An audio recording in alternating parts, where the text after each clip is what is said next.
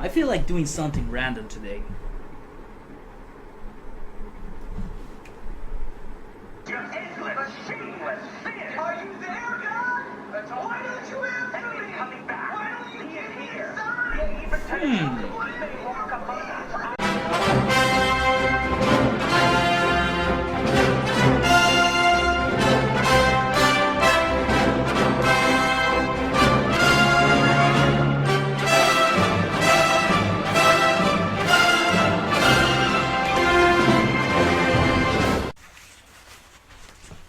Well, this is really comfy.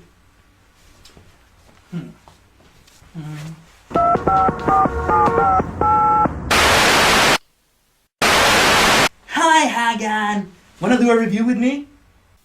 Film Renegado? What the fuck are you doing in my country? Well, I decided it wouldn't hurt to pay a visit. I'm at a hotel of yours and your meetings do great room service. Here's your chocolate taco, señor. Yes, thank you. Anyways, that's not the important part. The important part is I found a great movie to review. Jesus Christ, Vampire Hunter. I'm not reviewing it with you. I have better things to do. But it has violence and gore and all that fun nonsense. Yeah. So? It has lesbians in it. Sold!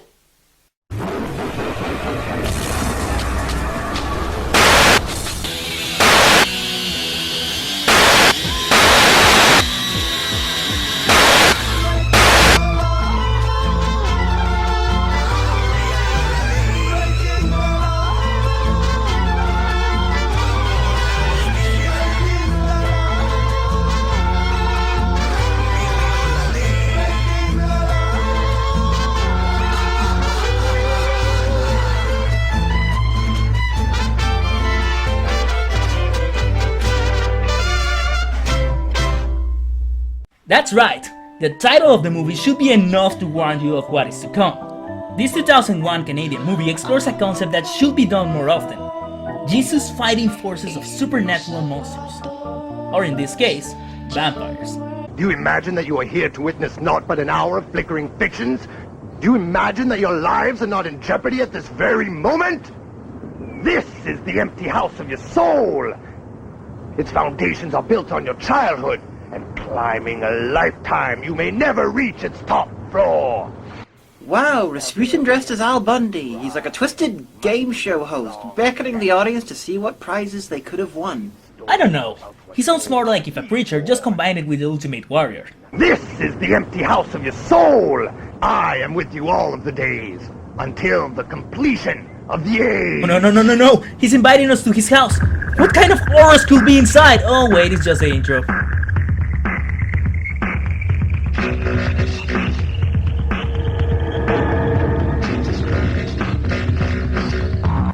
I love the 70s style pictures and credits, and the intro music, it's gold. Just a few minutes into the film, we're introduced to the villains. The evil lesbian vampires. My, but the clouds move quickly in Canada.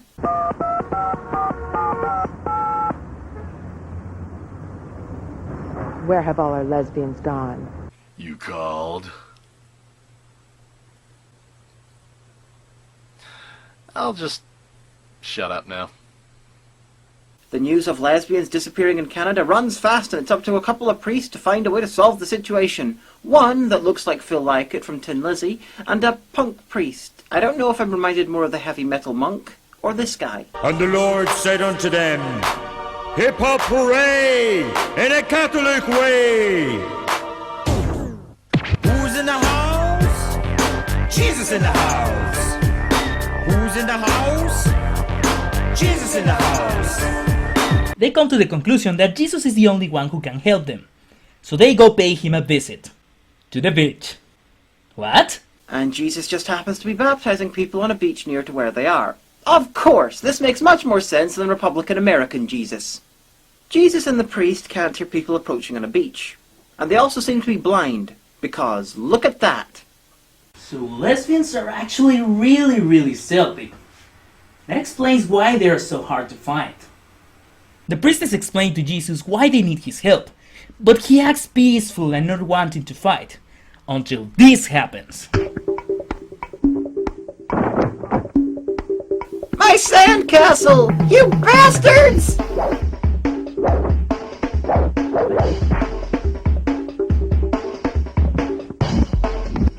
Body of Christ?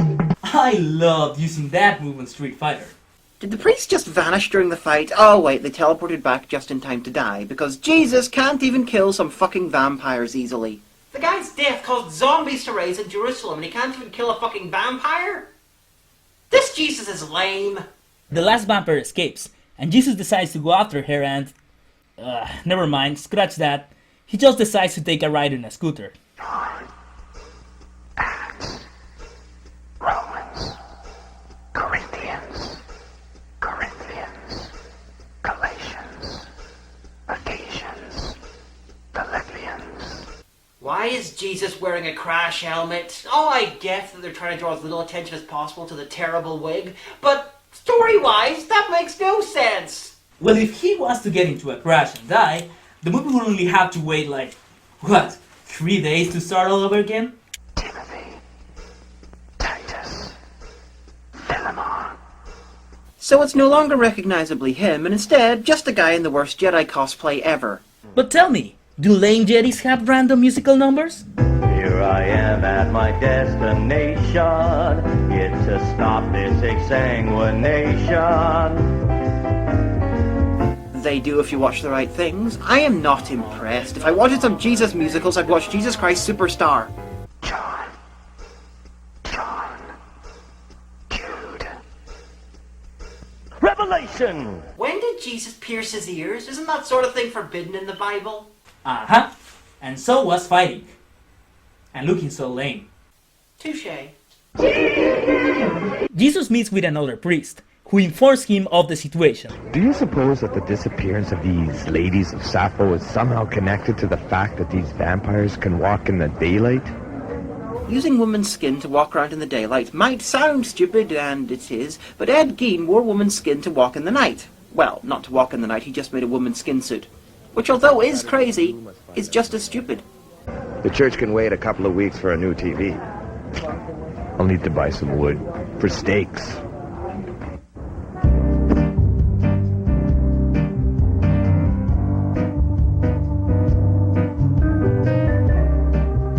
Wood is expensive in Canada. It's very hard to come by. It's not like they've got lots of trees hanging up. Oh wait, they do. That's weird. Oh, look at him, so proud of his wood. For some reason. However, Jesus is stopped, but not by vampires, but by a way different and more evil group. Hello, Jesus. You don't know us because we've never talked to you before. We are the atheists.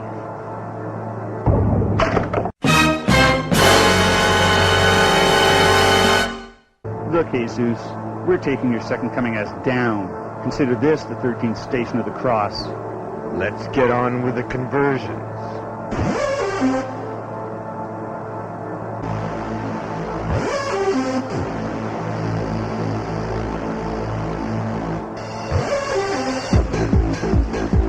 Notice how they fight him one by one. Atheists fight with honor. Atheists fight like idiots. Atheists also seem to drive around in TARDISes.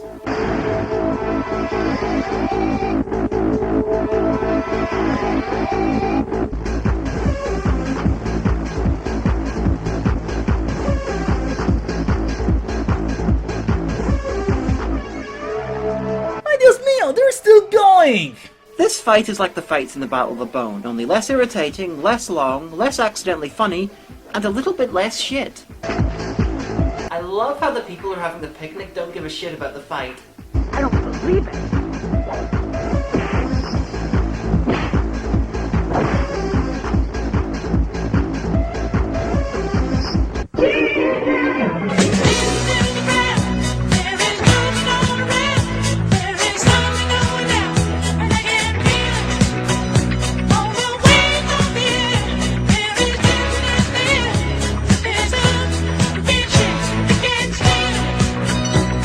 Jesus returns home tired after a long fight, when he finds out someone's been waiting for him. Oh, it's a fight with a woman in a camo dress. I wonder which of the two is dressed less appropriately for hand-to-hand combat.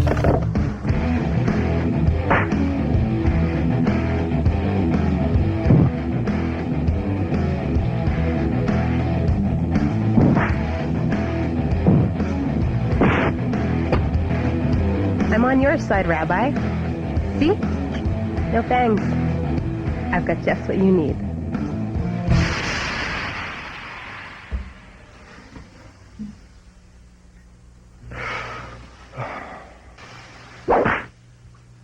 Walking around in this thing, it's not exactly inconspicuous. You might as well be wearing a halo. I think we should get you some new clothes. Something a little more urban. But I have nothing to hide.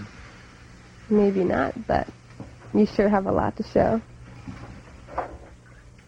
Jesus was old school Jewish. Think 2,000 years old. That's a tiny bit unlikely. Now we jump to a totally unnecessary montage of Jesus choosing clothing, because that's what we wanted to see here. Jesus got changed, and he's no longer some guy cosplaying as a Jedi that we're told is Jesus, but he's actually a guy in a t-shirt that we're told is Jesus. Forgive me for my arrogance, but when I see Jesus fighting vampires to protect lesbians, I expect him to be recognizably Jesus, and not just some guy in a t-shirt. We could call him Jesus, but I hear that one is already taken. After 30 minutes of film, they finally decide to go investigate about the lesbian vampires. However, apparently only Jesus can go.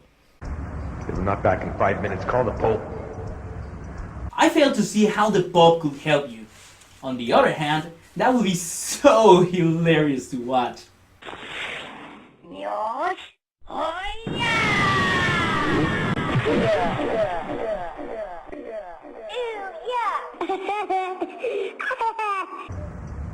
Mary, I'm stuck.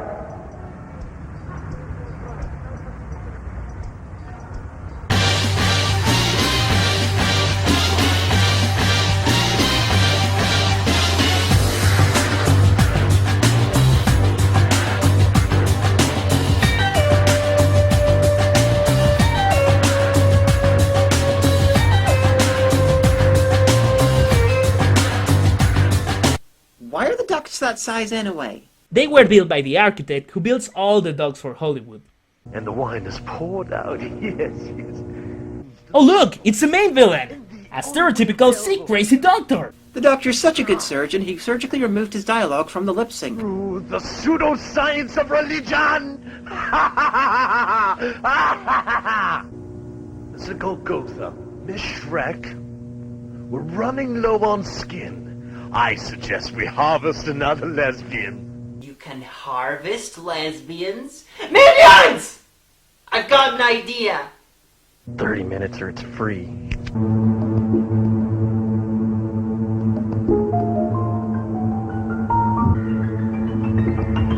Wait, if you put a bit of a cheerleader poster on a wall, then lesbians will naturally go there? Minions! I have another idea.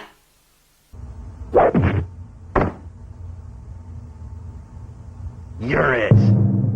Alright, it's on! The ultimate fight of the century. Jesus versus a bunch of lesbian vampires and a Robert Pattinson lookalike. Who will come victorious? So Jesus went and spent a fuckload of money on wood to make into stakes, even though originally stakes were meant to be metal so they could hold a vampire to the ground so they could be beheaded. And Jesus doesn't even bring the stakes with him, so instead it looks like he's going to have to rely on the vampires breaking wooden things to provide him with stakes. Jesus is dumb. The girl's somewhat hot, though. And just like the dumb loser he is, Jesus loses both the girl and the fight.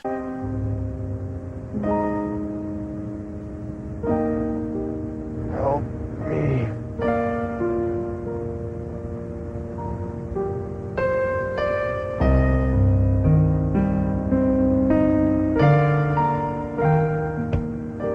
Please, help me.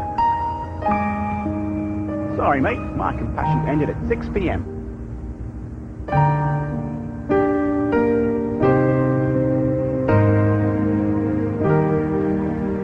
Help. Oh, Fifi, look! Oh!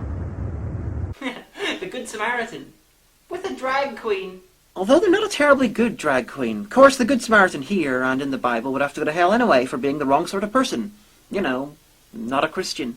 Thank you for your kindness, but I'm still going to have you tortured.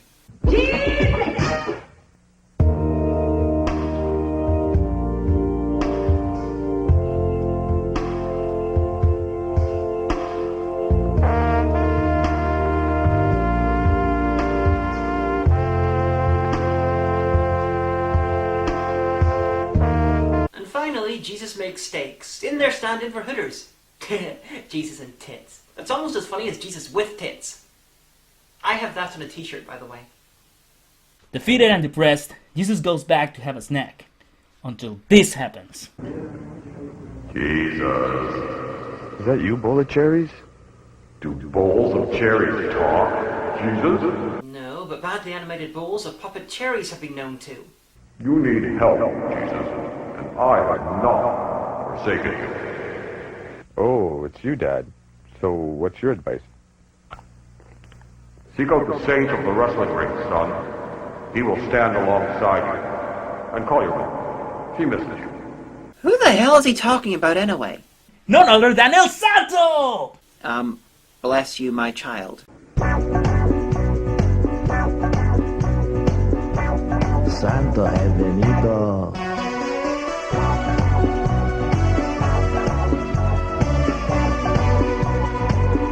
You know, this Latino version of the Blue Oyster music from Police Academy is kind of amusing. That's Santo's theme music for ya. Who the fuck is Santo? What? You mean you don't know who El Santo is? No. Well, only the greatest Mexican superhero ever! Santo is a luchador from the 60s who not only was very popular as a fighter, but also was a movie star. He's the perfect person to help Jesus since his entire career he's fought women vampire, she-wolves, Martians, the Aztec mummy, a terrible Mexican comedian, and the Wolfman, Dracula, the Mummy, Frankenstein, and the creature from the lake, all at the same time! That's right, Santo is the man. Santo is awesomeness. Santo is... I get it. He's Mexican. I wondered why the fuck you were watching this. Can we move on? Alright, fine. I'm just saying, you think that the Son of God could rustle up Rowdy Roddy Piper instead of this masked douche. You want another pointless piece of music? This time the blues? No? Well, you're getting it anyway. Thank you very much. Thank you. Hey,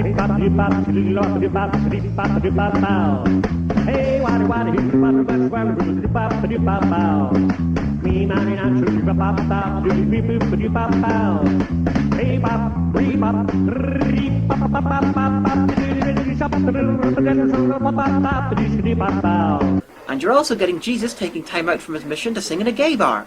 It's almost entirely populated by vampires. Met Mary Magdalene, had to rearrange her gas.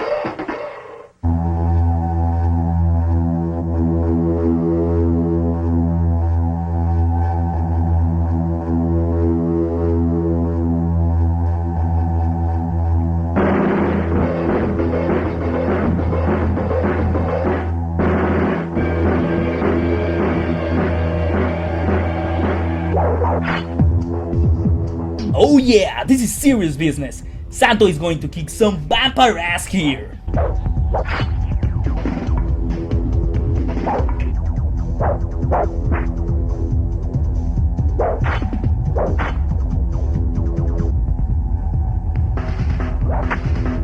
That's right, Santo is so badass he doesn't need stakes to kill vampires.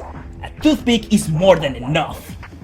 Does a Christian killing a bunch of vampires in a gay bar count as a hate crime? people knocking them down, resisting arrest as they're kicked on the ground, searching their houses, calling them queer. I don't believe that sort of thing happens here. Sing if you're glad to be gay, sing if you're happy that way. Hey. You just wait. Santo is here to save the day. He's going to... This may seem sudden, but I've learned from my many years of experience in the ring to strike when the opportunity arises. What I'm trying to say is, you have pinned my heart to the mat, and I think I love you.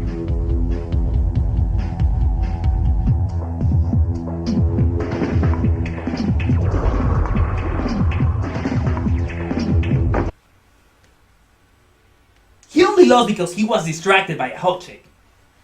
That happens!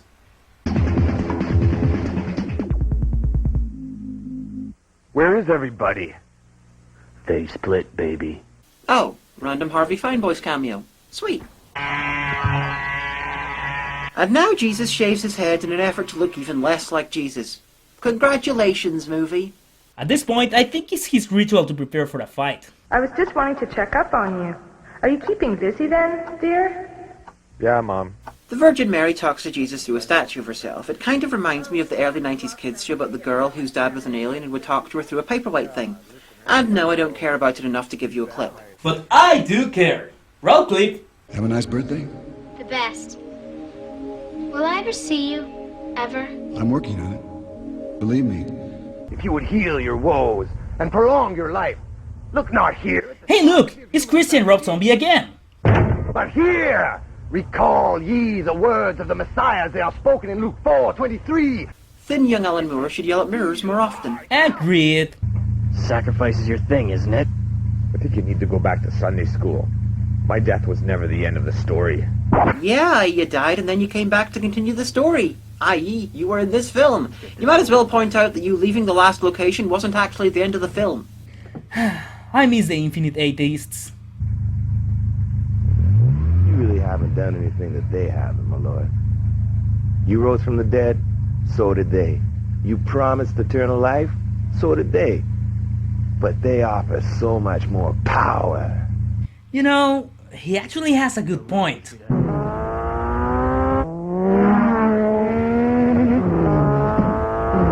Check out the bad wig and the fake tits on the guy pretending to be the woman in red on the bike. This looks like schizophrenic, but PG rated. Now you may think this is the end for Jesus, but fear do not, because Santo is back into action!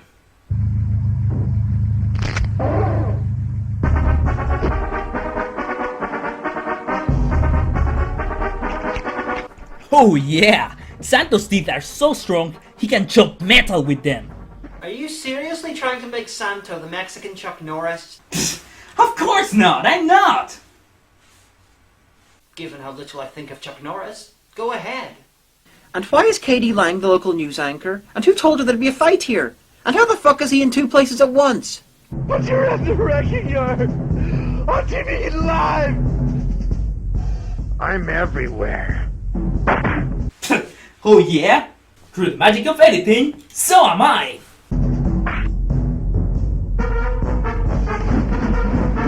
Using meat as weapons. That's a fun idea. Just pointless. No, it totally works. I've seen it done in other places.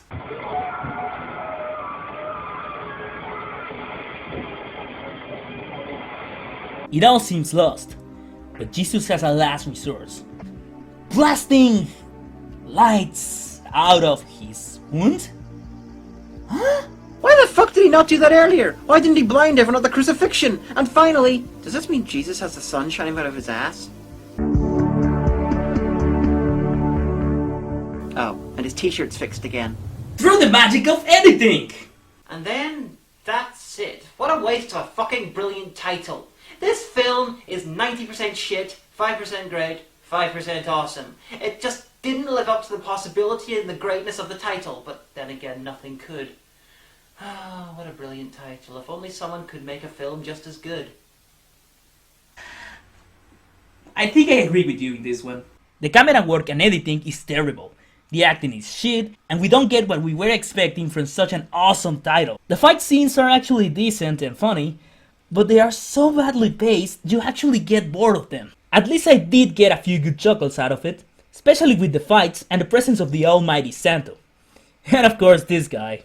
But as ye have share in the sufferings of Christ, rejoice! Then in the revelation of his glory, also ye may rejoice with exaltation! Overall, if you're going to watch it, just be aware it's not exactly what the title says. Still, it's a quite fun movie besides of all its flaws. Just remember to shut your brain down. You know what's right. Trust yourselves. Learn to love. Learn to forgive. And remember, 5 keeps a neighborhood alive. It's all good. It's all alright. Everybody get